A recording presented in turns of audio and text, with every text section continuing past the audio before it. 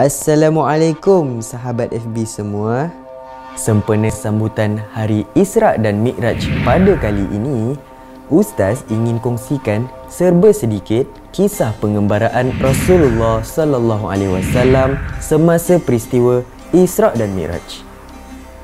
Sahabat-sahabat semua mesti nak tahu kisah yang ingin Ustaz ceritakan ini. Mari Ustaz ceritakan. Sebelum itu, Ustaz ingin ceritakan kepada sahabat-sahabat semua apakah maksud Isra' dan Mi'raj. Isra' ialah proses perjalanan Nabi Muhammad sallallahu alaihi wasallam dengan menaiki binatang burak dari Masjidil Haram di Mekah ke Masjidil Aqsa di Baitul Maqdis, Palestin. Mi'raj pula ialah perjalanan dari Masjidil Aqsa ke Sidratul Muntaha di langit yang ketujuh. Semasa perjalanan, Nabi Muhammad sallallahu alaihi wasallam diiringi oleh malaikat Jibril. Baginda melihat sekumpulan orang yang hanya menutup kemaluan mereka, yakni kubul dan dubur, dengan secebis kain. Mereka dihalau seperti binatang termakan.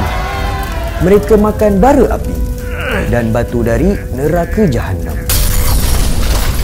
Kata Jibril, itulah orang-orang yang tidak mengeluarkan zakat harta mereka.